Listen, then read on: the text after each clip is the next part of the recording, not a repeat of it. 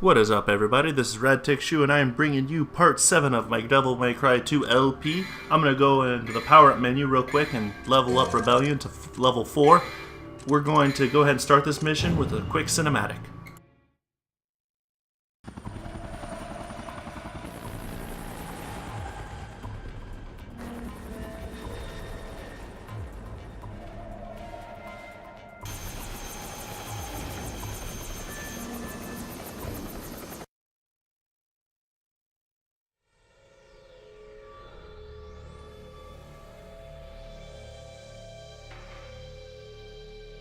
Alright, so that cutscene you saw showed us our ultimate destination. We need to go out to the oil rig and up to the helipad.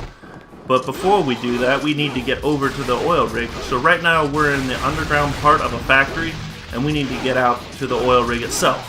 So that's what we're going to do this mission.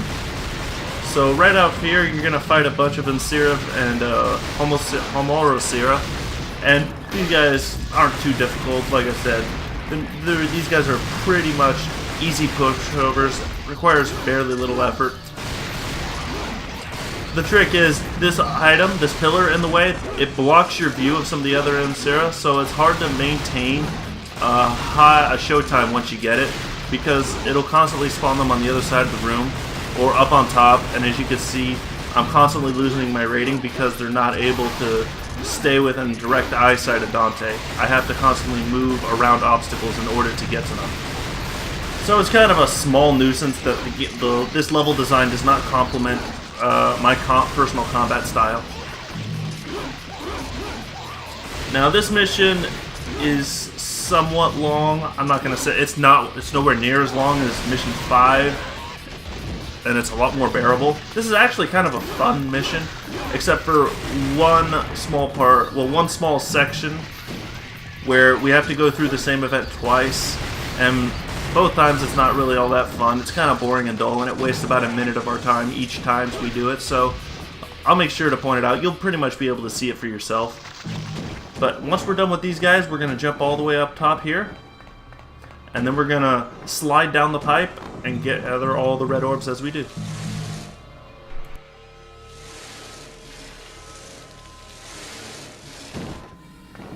Alright, now out here we have some Puya that spawn. Now you can completely ignore them, or you can fight them. There's no real reward. It's not like the area is sealed and we have to defeat them. However, there is an item over here that can be picked up if you want it. I choose to go pick it up, even though I actually didn't even know about this. I didn't know about this item. I just jumped down to grab the red orbs that the Puya I kill are dropping. I decided to grab them, and then I can see it. I'm like, oh wait, there's a gold orb up there, I'm gonna go get it. So, there's actually a gold orb around these tanks, I guess what they're called. So if you go all the way around and get the gold orb, bam. And now I can leave this area. And then, once we get all the red orbs, we're just gonna ignore the rest of the Puya, double jump up here to the ramp, and head in the door. Alright, now in here, go ahead and attack the orb.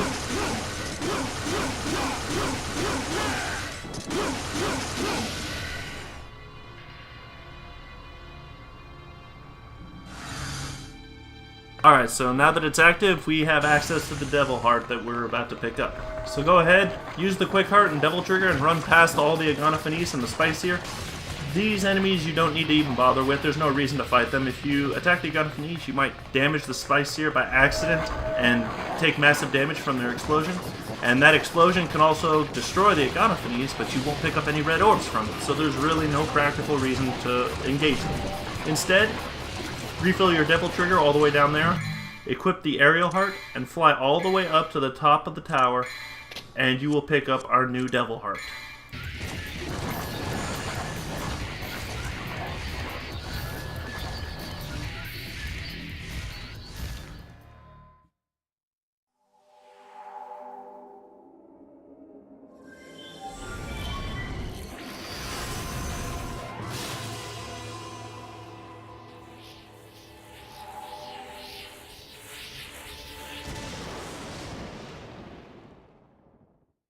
And now we have the Flame Heart.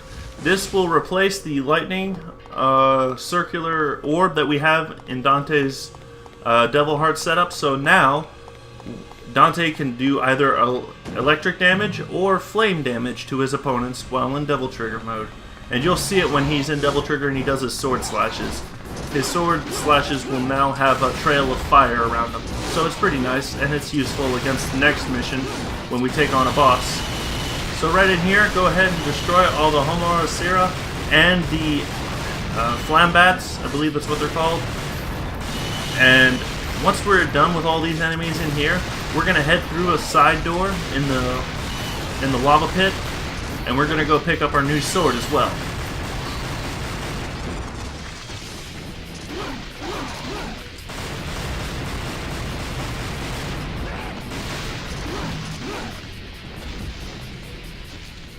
So once all the enemies are dealt with, go ahead, use the God of Time statue if you so desire to. And then we're going to jump over here. Well, first let me go get all these orbs. I don't want to leave them. Then we're going to jump over here into this middle area and take the door. And in here we will get a new weapon. Alright, so now we have the Vendetta. I won't be using it for the next several missions. Just a heads up, but I will eventually show it off once I've upgraded enough. It's just right now Dante's Rebellion is level 4 and I'm going to use that for the next few missions. Go ahead over here, interact with this wall, and we'll enter another secret room. This area is actually kind of a irritating mission. This little room I don't like. You have the Agana Finis variants, the Mort Finis, and these things, like I said, these are the ones that cause me the biggest headaches when fighting them, and the fact that there's a group of 4, I'm not too happy with to fight all these guys. However, the next wave that we fight is easier to deal with, but I decide to just be a cheap bastard, and I deal with them in a very quick and efficient way. I just double trigger and just rain down death from above, and they never even come close to touching me. Yeah, I didn't get that much style points or red orbs out of it, but hey, I just wanted to end this mission as quickly as possible. It is somewhat long in terms of how long. I mean, you'll see at the end of the mission my overall ranking as well as the ranking I get for the individual time. But anyway, here's one of the aspects of this mission that is pretty boring. We have to take this elevator ride, and the elevator moves so damn slow. I'm not joking. It tries to keep you occupied with a bunch of flambats, but once you dispose of them, I mean, even a regular player, even if you're not all that good, it doesn't take much to dispose of these things, and I'm already finished with them. I don't get anything for it, and I just wait for the elevator ride to stop, and it just takes forever. And I can't jump over the edge and fall all the way down.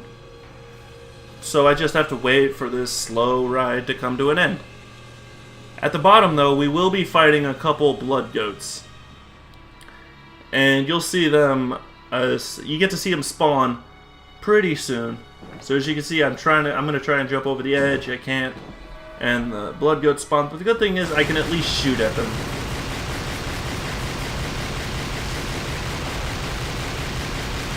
But even now I can't jump out. It's really stupid.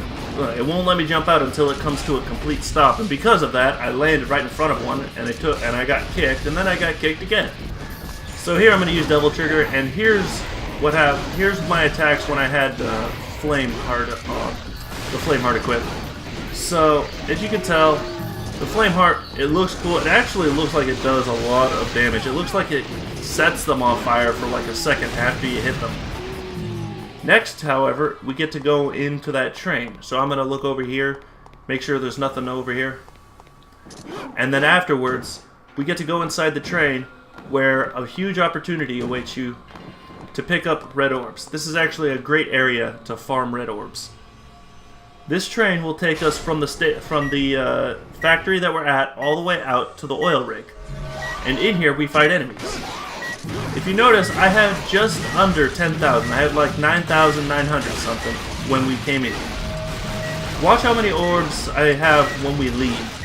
You'll see me just rake in a lot of orbs here, because if you can maintain a showtime throughout this entire area, then you get so much, because the enemies keep coming and they're easy you just keep attacking them, use high time, you know, shoot, high time, shoot, high time. Every now and then use Stinger to attack them as you're moving from one corner of the room to the other. And it is effortless, and it is so easy to get a showtime here and to maintain it.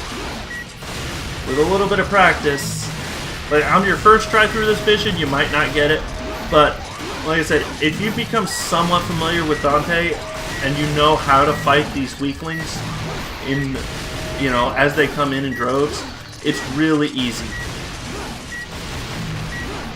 So pretty much just keep it up, and once you deal with all the enemies, bam, look at that. 14,000. So I got over 4,000 red orbs in that little skirmish. And we're almost at our end destination right there. So just wait for the train ride to come to an end, and then you'll run out the door, and we'll be at the oil rig finally.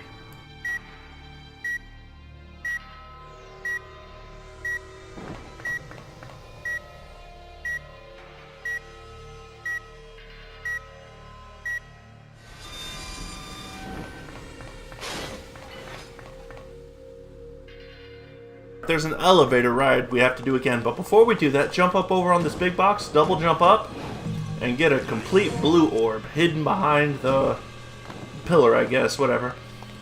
Over here, there's not really much to see, but back over here, we can attack the boxes and get a few more red orbs for our trouble. Now we begin another elevator ride that is oh so exciting and loads of fun. I really wish they did more of this. I think they should do this every mission in every future Devil May Cry game. This is so fun and thrilling. Oh, and look, more flambats. Oh my gosh, this is a real great change of pace. So, yeah, pretty much just wait it out again. Just don't move, don't do anything. Dante does all the work for you thanks to the game's auto-targeting. But anyway, up here, we have 3 doors. Head in through the left door, and we can begin the final secret room of this mission. This one's actually pretty easy. It's a lot easier than the last one in terms of just frustration. You got Oromancers, and these guys are just like any of the other Mancers. They're pretty damn weak. They just pretty much teleport in, stand there for a few seconds, let you do whatever you want to them, and even in a group like this, they still don't manage to really do anything to them. I managed to dodge all their attacks and still get a decent enough combo ranking on them. Just roll, dodge their attacks, shoot at them to keep your combo alive, and you should be just fine.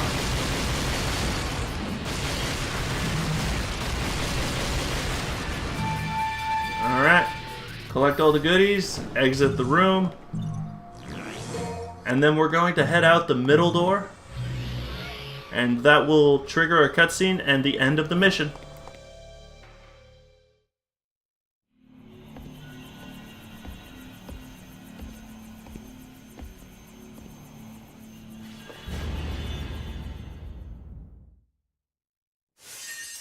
Alright, so as you can see, my clear time, as I stated earlier, was going to be pretty low.